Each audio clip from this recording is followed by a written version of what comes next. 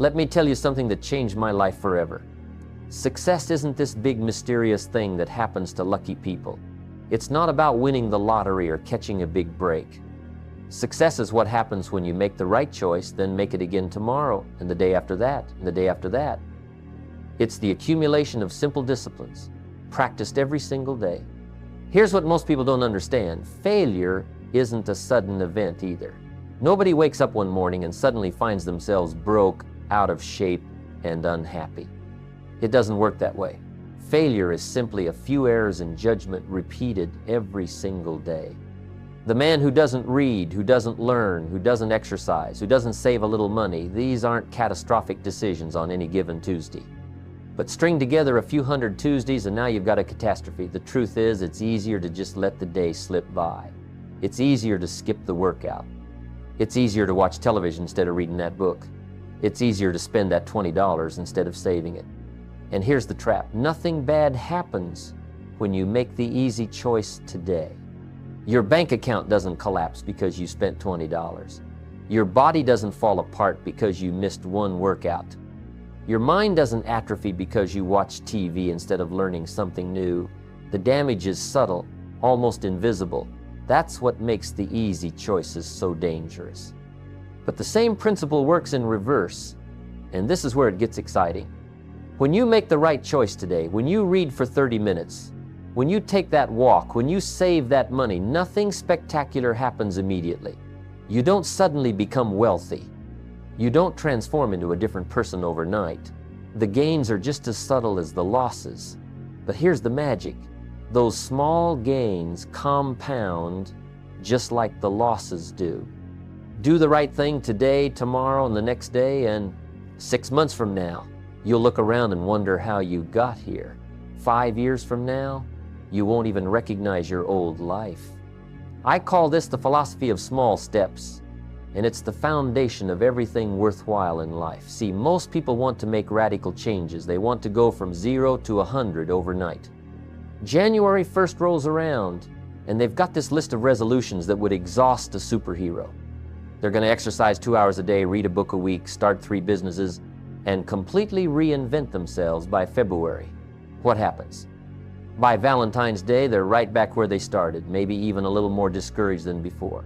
The problem isn't desire. The problem isn't even effort, at least not initially. The problem is they're trying to win the lottery instead of building a fortune. They're looking for the big play, the home run, the overnight transformation. But life doesn't work that way. Life responds to steady, consistent pressure applied in the right direction over time.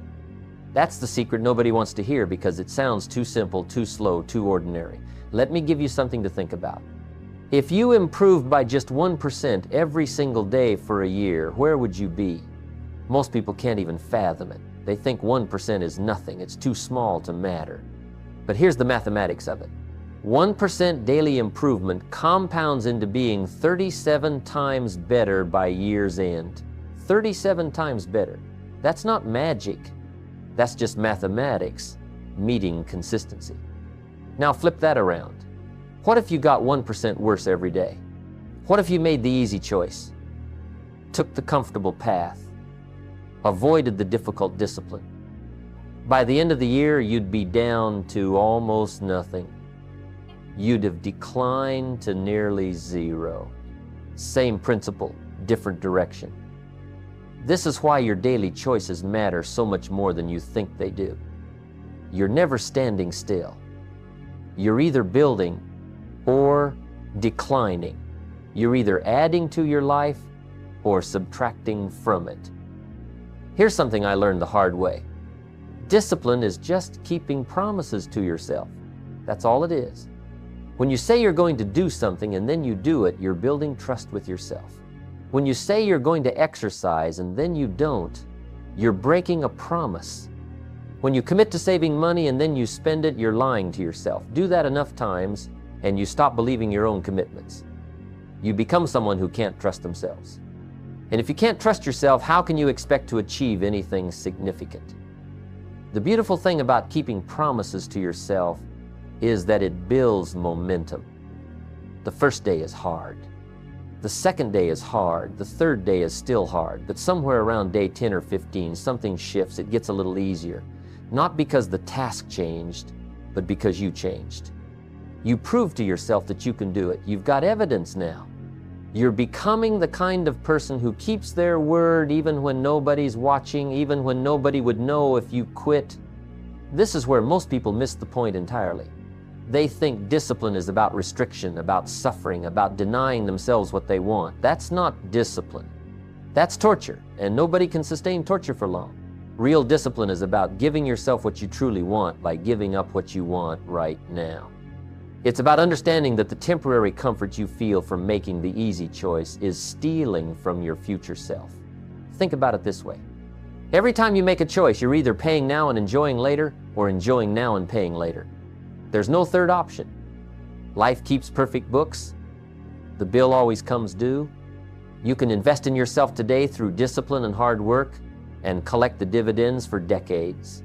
Or you can indulge today and pay the price in regret, missed opportunities, and diminished potential. Both paths require payment.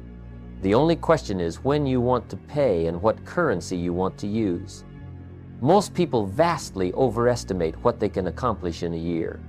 They set these enormous goals, these massive targets, and then they wonder why they keep falling short. They beat themselves up. They start to believe they're not capable, that success isn't for them, that maybe they should just accept mediocrity. But here's what they don't understand. They're not failing because they lack ability. They're failing because they're measuring the wrong time frame. Take those same people and ask them what they can accomplish in 10 years of consistent daily effort. Most people can't even conceptualize it.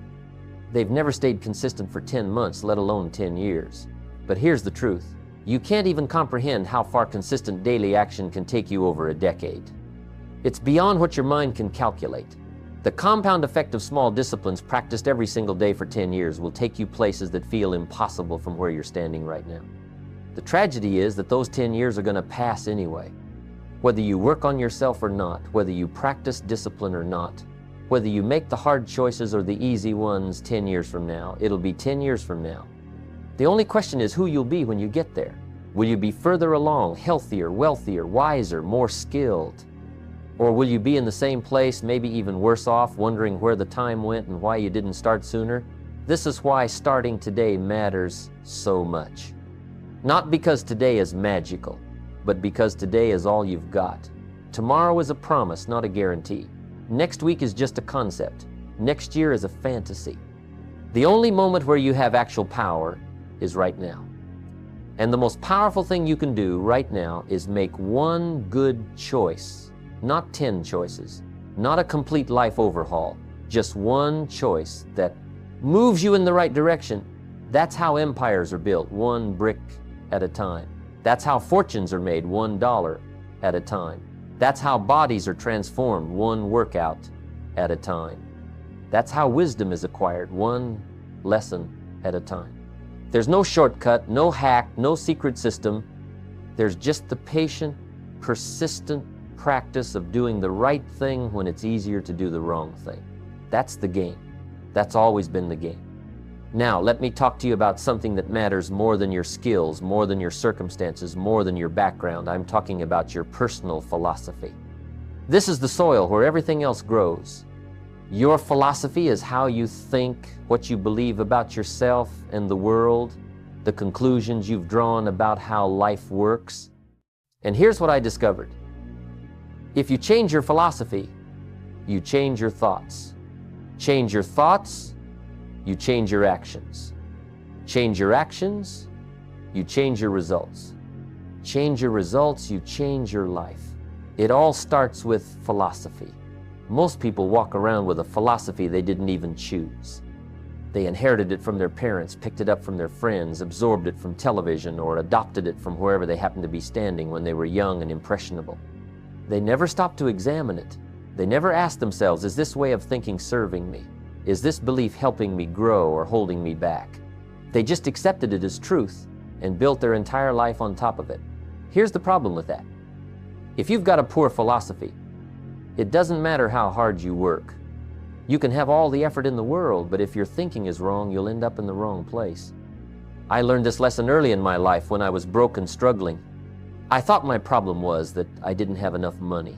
I thought if I just worked harder, put in more hours, tried a little more, things would change. But my mentor pulled me aside one day and said something that shook me. Jim, if you want things to change, you've got to change. Your circumstances won't change until you do.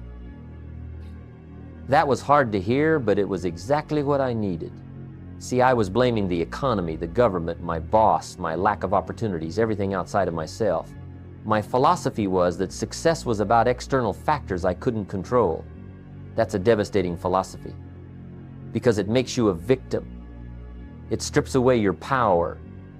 Once I realized that my results were coming from my thinking, not my circumstances, everything shifted. I stopped looking for someone to blame and started looking for someone to learn from.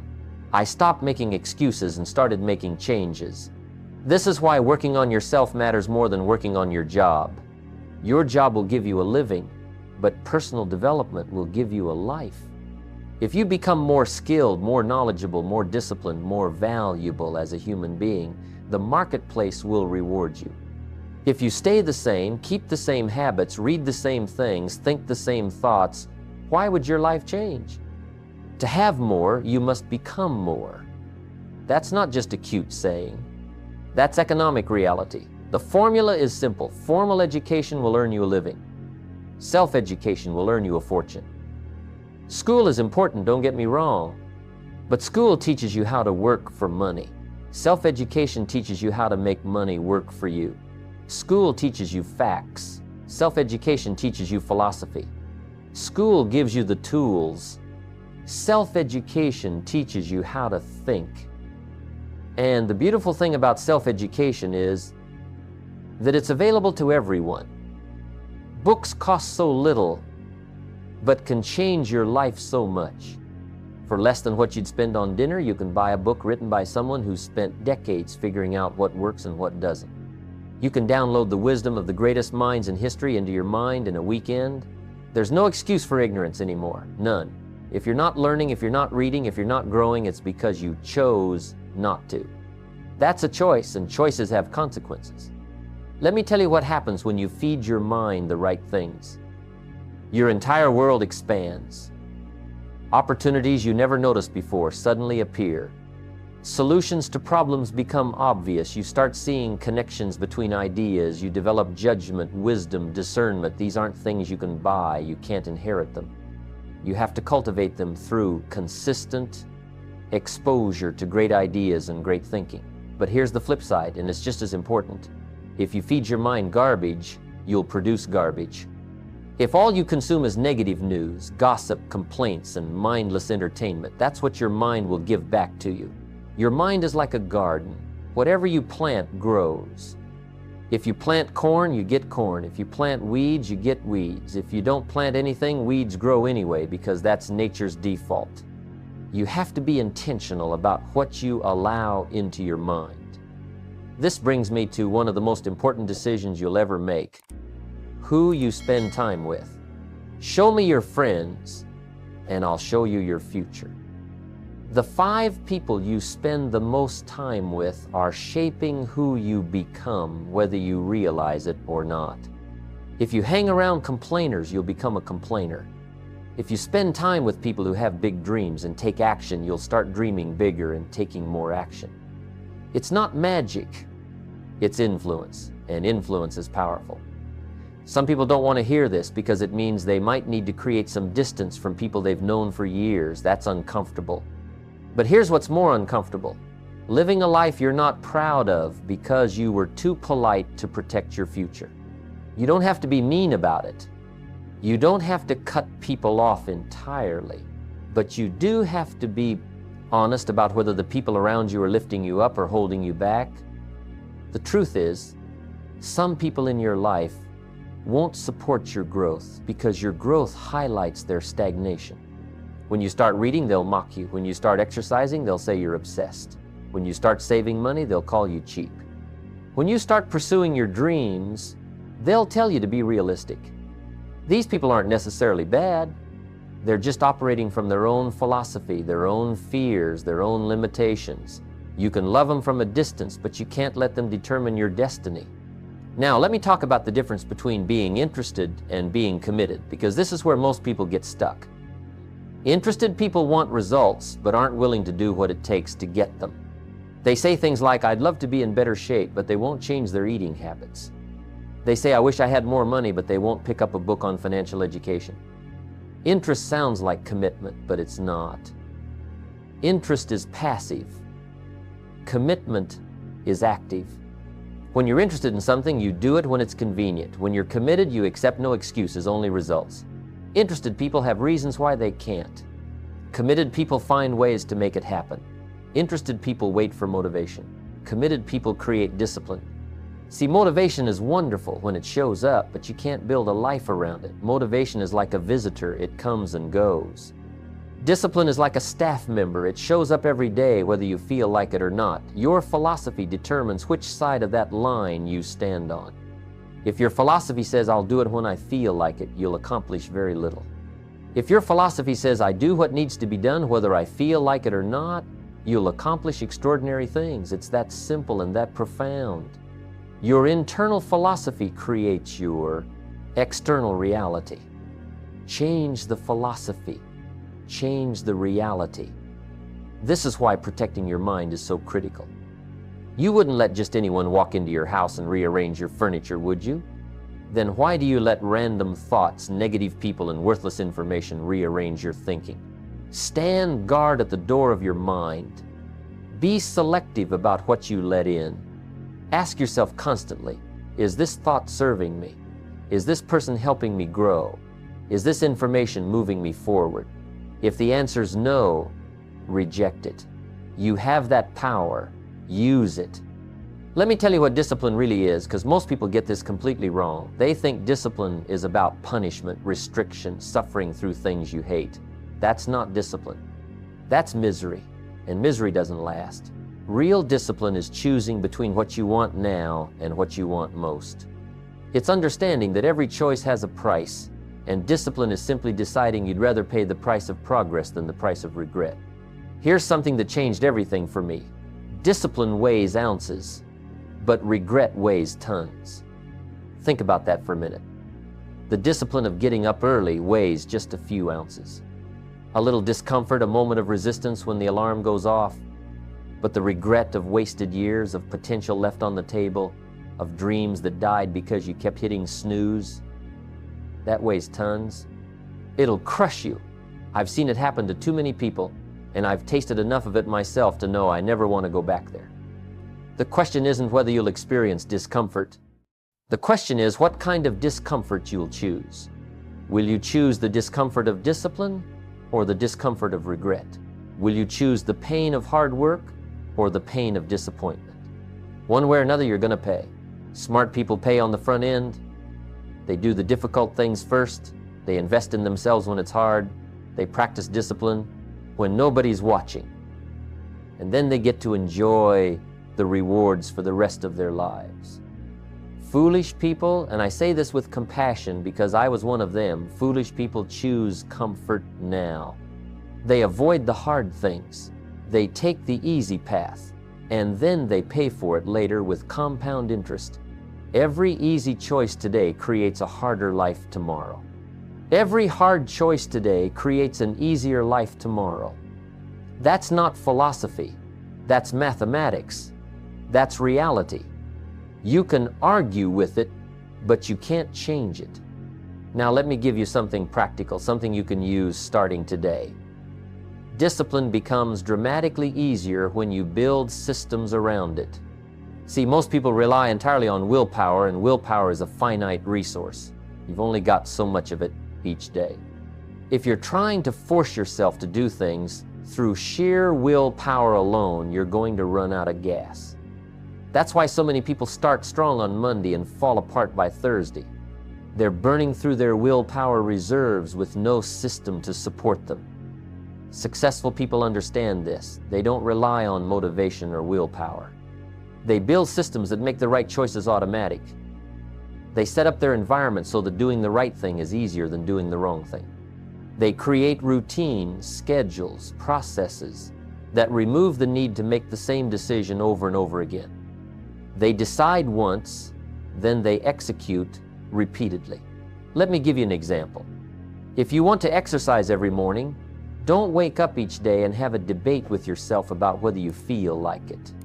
That's exhausting, and half the time you'll lose that debate. Instead, lay out your workout clothes the night before. Set them right next to your bed. Put your shoes where you'll trip over them. Make it so the path of least resistance leads you to the gym, not back to the pillow. That's a system. That's how you make discipline easier. The same principle applies to everything. If you want to read more, don't just hope you'll feel like picking up a book. Put books everywhere. Put one on your nightstand, one in your bathroom, one in your car, one in your bag. Remove the friction. Make it easier to read than not to read. If you want to eat better, don't rely on willpower when you're hungry. Prepare your meals ahead of time. Remove the junk food from your house. Fill your environment with healthy options so that when decision time comes, the good choice is the easy choice. This is what separates people who sustain discipline from people who flame out after a few weeks. The ones who last aren't using more willpower, they're using better systems. They've designed their lives to support their goals instead of fighting against them every single day. They've made discipline the default instead of the exception. But here's what you need to know.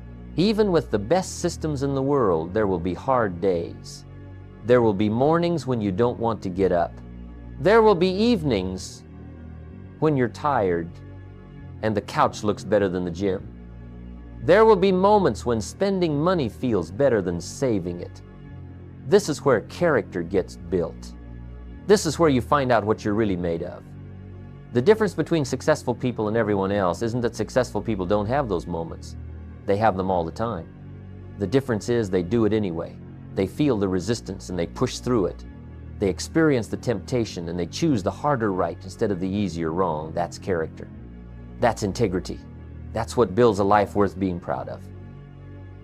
Let me tell you about the seasons of life, because understanding this will save you from a lot of frustration.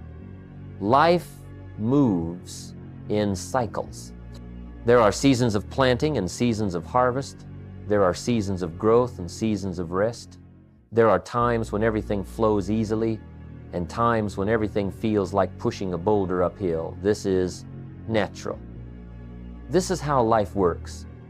The problem is, most people only want to work hard during the easy seasons. When things get difficult, they quit. They think something's wrong. They think they're on the wrong path. But here's the truth. The difficult seasons are where you prove yourself. Anyone can stay disciplined when results come quickly and everything's going well. But can you stay disciplined through the winter? Can you keep planting seeds even when you don't see immediate growth? Can you maintain your standards when nobody would blame you for lowering them? That's the test. That's what separates the pretenders from the contenders. You've got to measure what matters too. Most people measure activity instead of results. They say, I work so hard, but hard work without results is just exhausting, not productive. Track your progress. Write down your numbers. Whether it's money saved, pounds lost, books read, skills developed, measure it. What gets measured gets improved. When you can see your progress, even small progress, it fuels your discipline. It proves the system works. It gives you evidence that your efforts matter. Here's another truth that took me years to learn. Doing the easy things makes life hard, but doing the hard things makes life easy. That sentence is worth writing down. If you do the easy things, sleep in, skip the workout, spend instead of save, watch TV instead of read, life becomes hard, not immediately, but eventually. Those easy choices compound into a difficult life.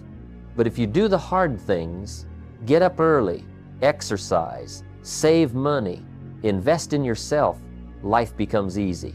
Not immediately, but eventually. Those hard choices compound into an easy life. The tragedy is that most people choose short-term comfort over long-term freedom. They want to feel good right now, even if it means feeling terrible later.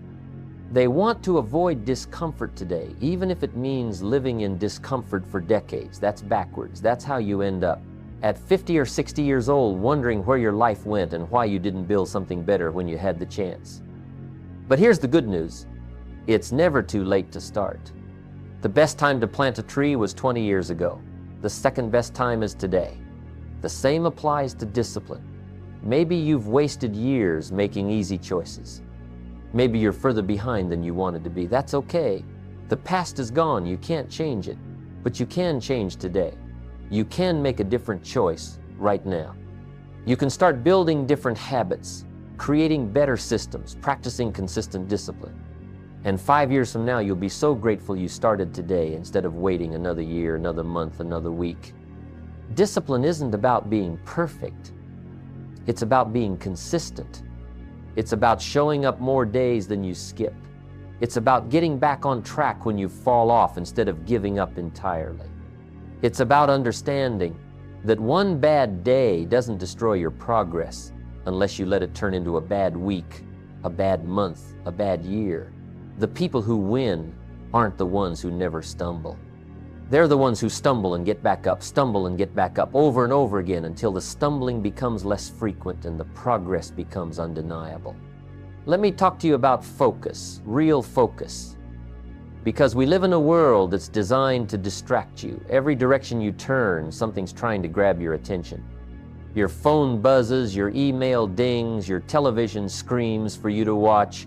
Everyone wants a piece of your time, a slice of your focus, a fragment of your energy. And if you're not careful, you'll give it all away and wake up 10 years from now wondering why you never built anything meaningful. Staying focused isn't about ignoring everything except one thing. That's obsession, and obsession burns you out. Real focus is about knowing what matters most and protecting your time and energy for those things. It's about saying no to good opportunities so you can say yes to great ones. It's about understanding that every yes to something is automatically a no to something else. Your time is finite. Your energy is limited. If you spend it on things that don't matter, you won't have it for things that do. Here's what I learned. You've got to design your life intentionally, or someone else will design it for you. And I promise you their design won't match your dreams. If you don't decide what your days should look like, other people will fill them with their priorities, their emergencies, their demands. You'll spend your whole life living in reaction mode, putting out fires, responding to whatever screams loudest. That's not a life, that's barely existing.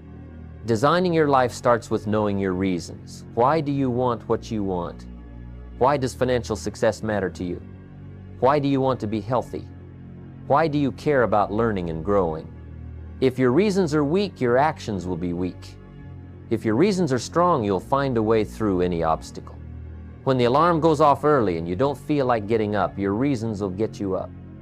When the work gets hard and you want to quit, your reasons will keep you going. Reasons come first, answers come second. I'll tell you what my mentor taught me. Don't wish it was easier. Wish you were better.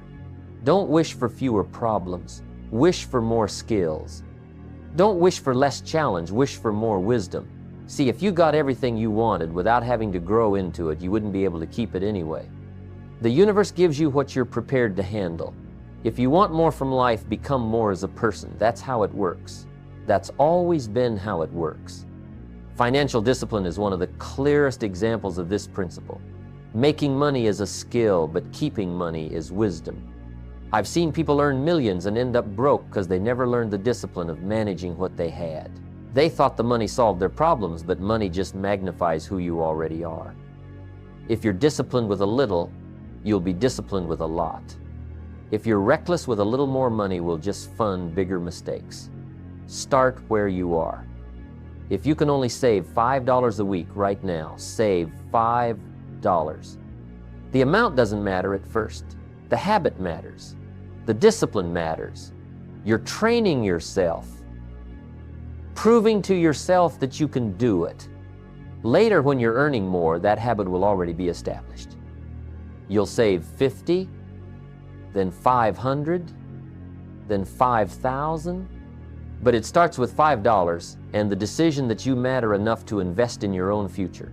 The same principle applies to your health. You don't need a fancy gym membership or expensive equipment. You need the discipline to move your body every single day. Take a walk. Do some push-ups. Stretch. Something is always better than nothing. And consistency beats intensity every single time. The person who works out moderately 6 days a week will be healthier than the person who kills themselves once a month. Show up. Do something. Make it a non-negotiable part of your day. Your relationships require consistency too. The people who matter most in your life need your time, your attention, your presence. You can't build strong relationships in spurts. You can't ignore someone for weeks and then try to make up for it with one big gesture. Relationships are built in small moments, repeated consistently over time. 5 minutes of genuine connection every day is worth more than 5 hours once a month. Be present. Be consistent. Be there. Here's something most people don't think about until it's too late. The next 5 years are going to pass whether you work on your goals or not. 5 years from now, it'll be 5 years from now. The calendar doesn't care about your plans. Time moves forward with or without your participation, so the question isn't whether the time will pass. The question is what you'll have to show for it when it does. Will you be healthier or sicker? Wealthier or broker? Wiser or stagnant? Closer to your dreams or further away? The answer depends entirely on what you do today and tomorrow and the day after that. This isn't complicated. It's just consistent action in the right direction over time. That's the formula. That's the only formula that's ever worked. Let me leave you with this. Making a living and living well are two different things. Making a living is about earning enough to survive, to pay your bills, to get by. Living well is about designing a life that reflects your values, your dreams, your potential. Most people are so busy making a living that they never get around to living well. They're so focused on surviving that they forget to thrive. You don't have to be like most people. You can choose differently. You can decide that your life matters, that your dreams deserve your effort, that your potential is worth developing. You can commit to consistency even when it's hard. You can practice discipline even when nobody's watching. You can stay focused even when the world tries to distract you. You can build something meaningful one day at a time, one choice at a time, one small discipline at a time. Your legacy isn't what you leave behind when you die. Your legacy is what you build while you're alive. It's the person you become. It's the example you set. It's the impact you have on the people around you. Every day you're either adding to that legacy or subtracting from it. Every choice matters. Every action counts. Every moment is an opportunity to move closer to the person you want to be. So here's my challenge to you. Start today. Not tomorrow, not next week, not when conditions are perfect. Today, make one good choice. Keep one promise to yourself. Take one step in the right direction. Then do it again tomorrow, and the next day, and the day after that. String together enough good days, and you'll build a good life. That's not a theory, that's a guarantee. The compound effect of consistent daily disciplines will take you anywhere you want to go. The only question is whether you'll start and whether you'll stay consistent long enough to see it through. That's up to you. It's always been up to you.